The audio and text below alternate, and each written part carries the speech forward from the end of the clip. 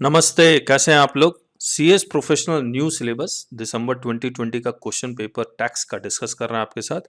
मैं हूं सीएस के अग्रवाल।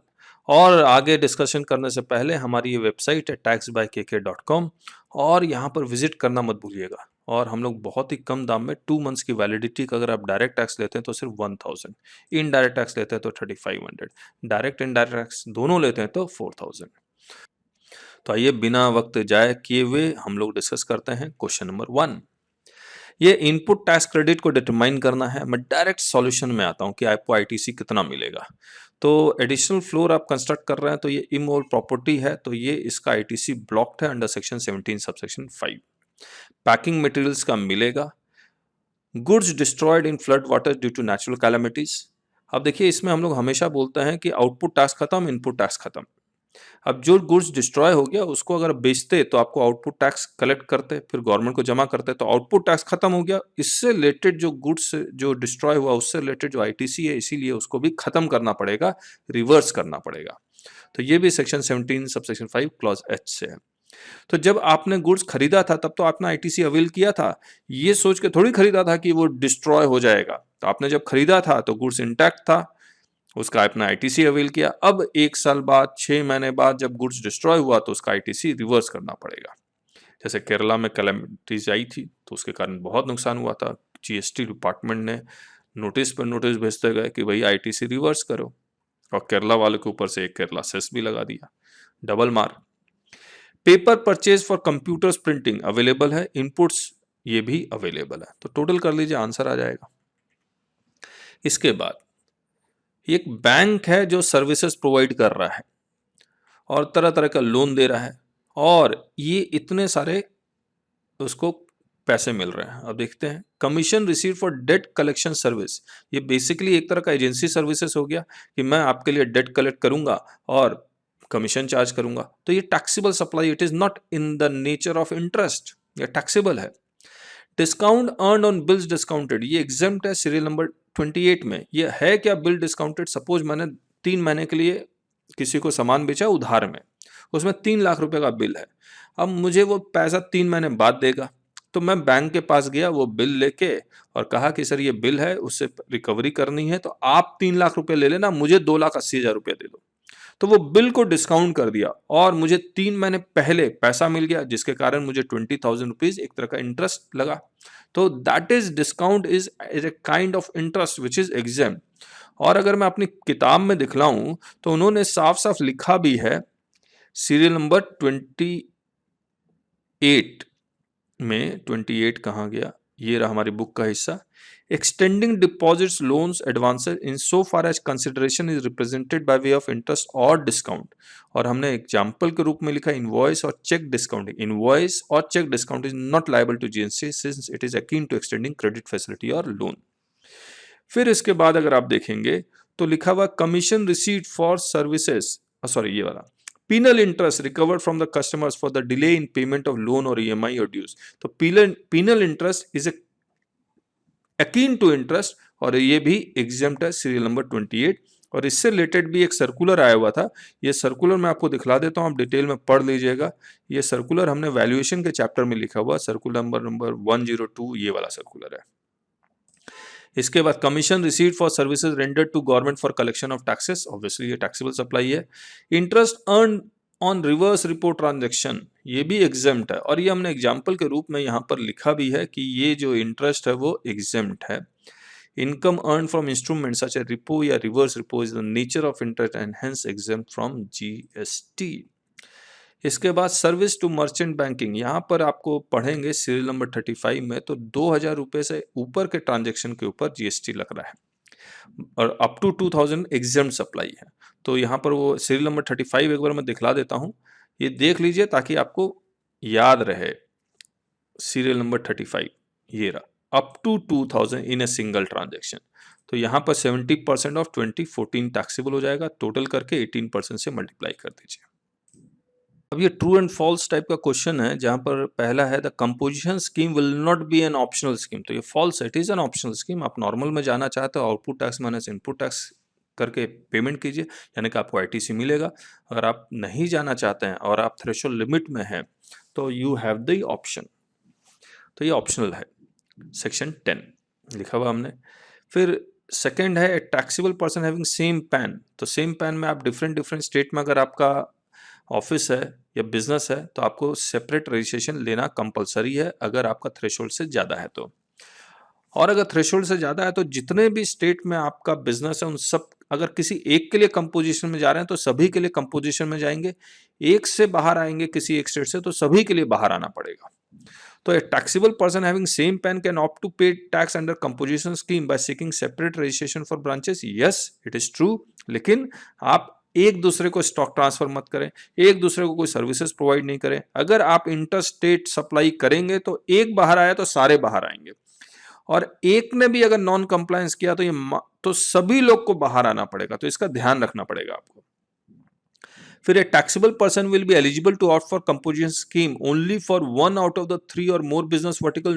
No, सभी बिजनेस वर्टिकल्स के लिए, अगर आप किसी एक बिजनेस वर्टिकल के लिए आप कंपोजिशन में जा रहे हैं तो सभी बिजनेस वर्टिकल के लिए भी आपको कंपोजिशन में जाना पड़ेगा। आपका दिल्ली में केमिकल का बिजनेस है और किसी और स्टेट में राशन का शॉप है, किसी और स्टेट में पेंटिंग का शॉप है, तो ये सभी के लिए आपको कंपोजिशन में जाना पड़ेगा। बिजनेस वर्टिकल मतलब डिफरेंट टाइप्स ऑफ बिजनेस, और सेम बिजनेस भी है तो भी आपको सभी के लिए कंपोजिशन में जाना पड़ेगा अगर किसी एक के लिए भी जाते हैं तो। Composition scheme can be availed where the taxable person affects interstate supply, this is false. Interstate supply नहीं कर सकता, इंटरस्टेट परचेज तो कर सकता है, इसका मतलब ये हो गया इंपोर्ट तो कर सकता है, एक्सपोर्ट नहीं कर सकता। इंटरस्टेट परचेज तो कर सकता है लेकिन इंटरस्टेट सप्लाई नहीं कर सकता, यानी कि अगर मैं दिल्ली में बैठा हुआ हूं तो मैं मध्य प्रदेश से सामान खरीदूंगा और सिर्फ दिल्ली दिल्ली सप्लाई करूंगा तो मैं कंपोजिशन में जा सकता हूं।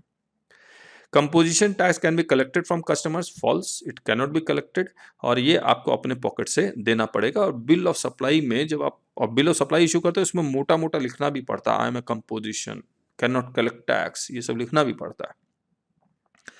अब आते हैं डी में। डी है कि राम भरोसे, ऑब्वियसली नाम सही चुना कि उसको जीएसटी समझ में नहीं आ रहा, एडवांस रूलिंग में जाना चाहता है, और जो सवाल करना चाहता है वो क्लासिफिकेशन का करना चाहता है, और दूसरा प्लेस ऑफ सप्लाई का करना चाहता है। सेक्शन 97 जो स्पेशल है, सेक्शन 97 अगर आप पढ़ेंगे एडवांस रूलिंग का तो वो उन्होंने सेक्शन 97 सब सेक्शन 2 में स्पेशल लिखा हुआ है कि सिर्फ ए से लेकर जी तक जितने काम लिखे हुए हैं इसी के लिए सवाल कर सकता है, बाकियों के लिए सवाल नहीं कर सकता है। और इनकम टैक्स में अगर आप देखेंगे तो इनकम टैक्स का एडवांस रूलिंग में लिखा हुआ है कि आप सभी सवाल, तरह तरह के सवाल कर सकते हैं लेकिन 3 को छोड़ के, यहां पर लिखा हुआ ए से लेकर जी को छोड़ के और कोई सवाल ही नहीं कर सकते। तो इसमें क्लासिफिकेशन तो उन्होंने साफ साफ लिखा हुआ, क्लासिफिकेशन ऑन गुड्स और सर्विसेज और बोथ, एचएसएन क्या होगा, उसका रेट क्या होगा, सर्विस टैक्स का कोड क्या होगा, एसएससी कोड, ये सब आप पूछ सकते हैं कि कैसे निकालते हैं। लेकिन अगर आप इसमें देखेंगे प्लेस ऑफ सप्लाई कहीं नहीं लिखा हुआ है, लेकिन ये तो लिखा हुआ है determination of the liability to pay tax on any goods और सर्विसेज और बोथ। ये तो लिखा हुआ है कि whether any particular thing done by the applicant with respect to any goods or service or both amounts to or results in a supply of goods or services or both, या supply है या नहीं है। लेकिन ये अच्छा है, determination of the liability to pay tax. अगर मैं determination of liability to pay tax है तो मैं ये तो पूछ सकता हूँ कि सर मुझे C+S देना है या I देना है, ये तो पूछ ही सकता हूँ। और ऐसा ही कुछ सवाल इन्होंने केरला हाई कोर्ट ने ये बोल दिया। और मैं डिसीजन सुना देता हूँ, केरला हाई कोर्ट का जजमेंट पढ़ लीजिएगा आप, इसमें लिखा हुआ the honourable court held as under, it is true that the issue relating to determination of place of supply is not expressly enumerated, but there cannot be any two arguments that the said issue relating to determination of place of supply, which is one of the crucial issues to be determined as to whether or not it fulfills the definition of place of service, would also come within the ambit of larger issue of determination of liability to pay tax on any goods or services or both। तो possible है कि Kerala high court का ये judgement आ गया, तो मुबारक हो। तो ये क्वेश्चन 1 कंप्लीट। अब क्वेश्चन 2 में आते हैं। अब क्वेश्चन 2 में services of transportation of passengers लिखा हुआ है, और इसका सीरियल नंबर 18 अगर आप देखेंगे, सीरियल नंबर 18 ये हमारी बुक का हिस्सा, और सीरियल नंबर 18 में और 19, ये सीरियल नंबर 18 19 क्या है, ये इंटीग्रेटेड टैक्स का नोटिफिकेशन का सीरियल नंबर है। सीजीएसटी एक्ट का नोटिफिकेशन नंबर अलग है सीरियल नंबर उसका, लेकिन हमने आईजीएसटी का लिया क्योंकि इसमें ज्यादा है। तो सीरियल नंबर 18 इसमें देखिए इनलैंड वाटरवेज एग्जेम्प्ट है। अगर मैं केरला से यानी कि कोची से लक्षद्वीप जा रहा हूँ एग्जेम्प्ट है, मुंबई से गोवा जा रहा हूँ एग्जेम्प्ट है, क्योंकि वो सी रूट से जा रहा हूँ तो एग्जेम्प्ट है ऑब्वियसली। फिर इसमें तो ये पहला ही पूछ रहा है कि by national waterways, obviously exempt है, चाहे वो पैसेंजर का करे या फिर गुड्स का भी करे। तो गुड्स का सीरियल नंबर 19 है। अगर मैं आप देखेंगे सीरियल नंबर 19 में यहां भी इनलैंड वाटरवेज लिखा हुआ है। इसके बाद है air condition state carriages. State carriages, Delhi से अमृतसर जाना है, दिल्ली से भोपाल जाना है, दिल्ली से कानपुर जाना है, बस में वोल्वो बस में जा रहा हूँ, एसी है, दिल्ली से जैसलमेर जाना है, सब टैक्सेबल सप्लाई है। नॉन एसी होता तो एग्जेम्प्ट होता है। फिर by contract carriage for tourism purpose, यानी कि मैंने बस हायर कर लिया कॉन्ट्रैक्ट पे, तो वो टूरिज्म पर्पस के लिए एसी हो या नॉन एसी हो हमेशा टैक्सेबल। तो इसमें नॉन एसी लिख देता तो मजा आ जाता, क्वेश्चन में कंफ्यूजन आती, लेकिन कुछ नहीं लिखा। तो contract carriage for tourism purpose always taxable, AC हो या नॉन एसी हो। अगर मैं यहाँ लिखना चाहूँ तो मैं लिख भी देता हूँ, ताकि आपको ये रिवीजन के काम भी आए, है ना। तो ये मैंने लिख दिया। फिर Mumbai to Chennai port in a vessel and such services of not for tourism purpose. अब देखिए मुंबई टू चेन्नई पोर्ट कौन जाता, कोई वेसल चलता भी नहीं है Mumbai to Chennai port, road से चला जाएगा, श्रीलंका होते हुए पहुंचने में बहुत समय लग जाएगा, लेकिन टूरिज्म के लिए नहीं है तो एग्जेम्प्ट है सीरियल नंबर 18। अब मैं सीरियल नंबर 18 अगर आपसे पढ़ूं, बहुत आसानी है। तो इसमें लिखा हुआ public transport other than predominantly for tourism purpose in a vessel between places located in India। जैसे कोची से चलता है लक्षद्वीप के लिए शिप चलता है, उसका नाम मुझे याद नहीं आ रहा है, और 24 घंटे में पहुंचा देता है, और उसमें टूरिज्म के लिए भी 2-4 रूम्स रखते हैं वो। तो इट इज, वो ship is not predominantly for tourism purpose, लेकिन उसमें टूरिस्ट भी जाते हैं, फिर भी वो एग्जाम्प्ट है। लेकिन अगर आप ऐसा शिप चला रहे हैं क्रूज शिप टाइप का जो प्रीडोमिनेटली टूरिज्म पर्पस के लिए है, तब वो टैक्सेबल होगा। अब आगे, इन मीटर कैब एग्जेम्प्ट है। In radio taxis again whether AC और नॉन एसी, रेडियो टैक्सी मतलब जिसपे जीपीएस लगा हुआ है, वो एसी हो या नॉन एसी हो वो टैक्सेबल ही है। वैसे जितने भी जीपीएस वाले हैं वो सारे एसी हैं, लेकिन रेडियो टैक्सी टैक्सेबल है। Air condition contract carriages taxable, non AC होता तो एग्जेम्प्ट हो जाता है। तो ये हो गया, जोड़ लीजिएगा, 5% निकाल लीजिएगा। इसके बाद आते हैं बी पे। अब ये बी देखते हैं जिसमें जीएसटीआर 1 में एरर है, उसको रेक्टिफाई करने के लिए कह रहा है। और इससे रिलेटेड जो सेक्शन है वो 43 है, जो इनऑपरेटिव है आज के डेट में। लेकिन जो प्रैक्टिकल क्या होता है मैं वो बता सकता हूँ आपको। जीएसटीआर 1 में मान लीजिए B2B सप्लाई है, वो एरर था, उसमें गलती हो गई। उसमें इनवॉइस वैल्यू 10 लाख था और आपने 8 लाख लिख दिया, या 10 लाख था 12 लाख लिख दिया। तो gst.gov.in के वेबसाइट में जाएंगे, वहां पर B2B का अगर सप्लाई है तो इनवॉइस नंबर लिखेंगे, उसको अमेंड कर सकते हैं आप। B2C है तो उसमें जाके B2C के एक B2C सप्लाई के लिए एक अलग से अमेंडमेंट का एक टेबल दिया हुआ, उसमें जाके आप उसको ठीक कर सकते हैं। तो ये मैं gst.gov.in के वेबसाइट में हूँ। अगर आप देखेंगे तो इसमें एक टेबल है, देखिए अमेंडेड B2B इनवॉइसेस, और एक है amended B2C large, amended credit note debit note, amended export invoices, amended credit note debit note registered. तो इस तरह से आप अमेंड कर सकते हैं। अब आगे आते हैं आपके पास सी। अभी ये क्वेश्चन उन्होंने गलत ही लिख दिया तो क्या किया जा सकता। अब ये कह रहा है कि राधे गोविंद रिफंड मांगना चाहता है। क्यों रिफंड मांगना चाहता है, देखिए बोलता है वो सप्लाई करता था जो पहले एग्जेम्प्ट था, अब टैक्सेबल हो गया। आपने क्वेश्चन पढ़ा ही हुआ है।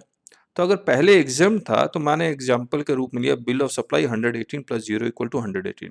तो एग्जेम्प्ट है तो बिल ऑफ सप्लाई इशू करेगा।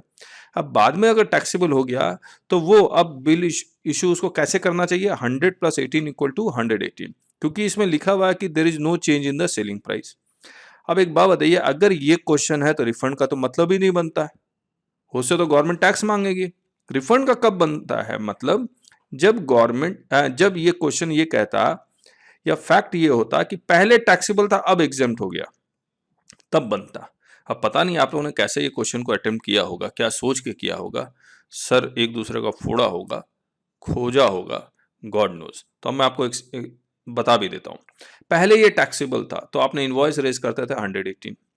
अब अगर ये एग्जेम्प्ट हो जाता तो आप 18 नहीं लेते, आप 100 + 0 = 100 लेते, लेकिन आपको पता ही नहीं लगा तो आपने यही इनवॉइस रेज करते रहे, 100 + 18 = 118, तो 18 रुपीज आप कलेक्ट करते रहे टैक्स के रूप में और गवर्नमेंट को जमा करवाते रहे।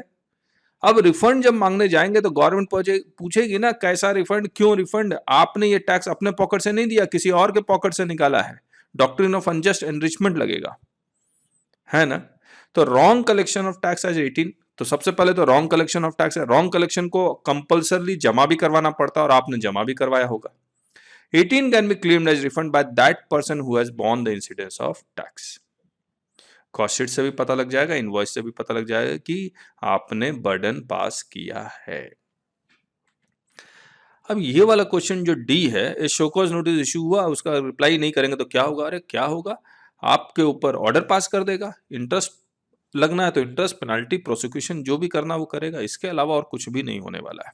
और कुछ अगर होता है तो आप मुझे कमेंट बॉक्स में जरूर बताइएगा। क्वेश्चन 2A का ये पहला क्वेश्चन देख के मैं दंग रह गया, इन्होंने सर्विस टैक्स के जमाने का क्वेश्चन जीएसटी में चिपका दिया। सर्विस टैक्स के जमाने में जैसे न्यूज़पेपर में एडवर्टीजमेंट करेंगे तो वो एग्जेम्प्ट था, ऐसा कुछ था। अब आज के डेट में जीएसटी के जमाने में सब कुछ टैक्सेबल है, जोड़ के रेट से मल्टीप्लाई कर दीजिए, आ जाएगा आंसर। अगर वो वाकई में फाइनल लेवल का तो क्वेश्चन लग भी नहीं रहा है। अगर वाकई में वो जानबूझ के अगर उन्होंने ऐसा क्वेश्चन पूछा है तो थैंक गॉड वो सीएस इंस्टीट्यूट वाकई में चाहती है कि उनके स्टूडेंट टैक्स सीखें या ना सीखें, वो तो वही बता सकते हैं। इस क्वेश्चन का स्टैंडर्ड बहुत अच्छा नहीं है। इसके बाद हम लोग आते हैं सेकंड में। ये सेकंड क्वेश्चन देखिए, इसमें दिल्ली से एक ऑर्डर गया महाराष्ट्र, यानी कि महाराष्ट्र सप्लायर है, दिल्ली रिसिपिएंट है, तो यहाँ फ्रॉम की जगह टू आना चाहिए, cosmetic products to Prasanna cosmetics. और ये जो महाराष्ट्र का ऑर्डर मिला है तो महाराष्ट्र में ही दो जगह इसका ऑफिस, एक दादर है और दूसरा मलाड है। तो दादर वाला अलग इनवॉइस जनरेट करेगा, मलाड वाला अलग इनवॉइस जनरेट करेगा। अब ई वे बिल कैसे वो जनरेट करेगा, एक ही कन्वेंस में जाना है, तो बहुत सिंपल है। सबसे पहले दो ई वे बिल जनरेट होंगे, पर इनवॉइस एक ई वे बिल जनरेट होता है। जब उस ई वे बिल के दो पार्ट होते हैं, part A part B, part B में आप सेम कन्वेंस नंबर डाल दीजिए तो सिंगल कन्वेंस में चला जाएगा, क्या दिक्कत है। तो इसी का एफएक्यू भी आया था, how to generate e way bill for multiple invoices belonging to same consignor and consignee. तो मल्टीपल कर लीजिए। और ई वे बिल तो कंसोलिडेटेड हो सकता है, लेकिन इनवॉइस कंसोलिडेट होके एक ई वे बिल जनरेट हो, ये पॉसिबल नहीं है। और ये हमने एफएक्यू पूरा का पूरा एफएक्यू हमने अपने किताब में लिखा हुआ भी है, और ये रहा, ये हमारी किताब है, इसमें हमने लिखा हुआ भी है। तो हम लोग, हमारी किताब बहुत डिटेल्ड है, बहुत डिटेल्ड। अगर आप थोड़ा बहुत सीखना चाहते हैं जीएसटी तो हम तो पूरा ही सिखलाते हैं। आप थोड़ा सीखना चाहते हैं तो आप क्या कर सकते हैं, लेकिन हम चाह रहे हैं आप पूरा सीखें, या ऐसा सीखें कि आप एडवाइस कर पाएँ। अब देखिए, ये शो कॉज नोटिस इशू हुआ सेक्शन 73 सबसेक्शन 1 में। 73 सबसेक्शन 1 में जो टाइम लिमिट है वो 3 years from the date of annual return है, from the date of expiry of annual return. तो ये 1920 का जो एनुअल रिटर्न का ड्यू डेट है वो 31 दिसंबर 2020 है। इसमें मैं 3 साल जोड़ूंगा तो ये आएगा 31 दिसंबर 23। इससे पहले अगर शो कॉज नोटिस इशू हो रहा है तो वो वैलिड है, और इससे पहले हो रहा है तो ये वैलिड है। यही आपको लिखना था। अगर यही नोटिस 74 में आता तो मैं 5 साल लिख देता। आखिरी है, when can summary assessment order be made by the proper officer. कब हो सकता है? जब प्रॉपर ऑफिसर के पास एविडेंस हो और उसका लगता है कि अगर मैं डिले करूंगा असेसमेंट में तो रेवेन्यू का लॉस होगा, तो वो असेसमेंट कर देगा। फिर आप रिप्लाई करेंगे, जब रिप्लाई करेंगे और उसको लगता है एरोनियस है तो विड्रॉ कर लेगा। सेक्शन 64 आपको पूरा का पूरा लिखना था। कहाँ गया ये रीअसेसमेंट की book. Summary assessment in certain special cases, चाहे वो रजिस्टर्ड हो या अनरजिस्टर्ड हो, दोनों का होता है। तो कह रही इन्होंने तो ये पूछा नहीं है। देखिए, the proper officer may on any evidence showing a tax liability of a person, यानी कि रजिस्टर्ड हो या अनरजिस्टर्ड हो, तो पूरा आप पढ़ सकते हैं। सो ये क्वेश्चन नंबर 2 का अल्टरनेटिव भी हमने कर लिया। बेसिकली हमने 3 पार्ट कर लिए क्वेश्चंस के, बाकी पार्ट हम लोग नेक्स्ट वीडियो में करेंगे। आप हमारी वेबसाइट को जरूर से विजिट कीजिएगा taxbykk.com, और टेलीग्राम चैनल जरूर से ज्वाइन कीजिए। वहाँ पर बहुत सारे अपडेशन ये सब भी देते हैं, अच्छी बातें करते हैं और वैल्यूएबल बातें करते हैं। So thank you so much, bye bye.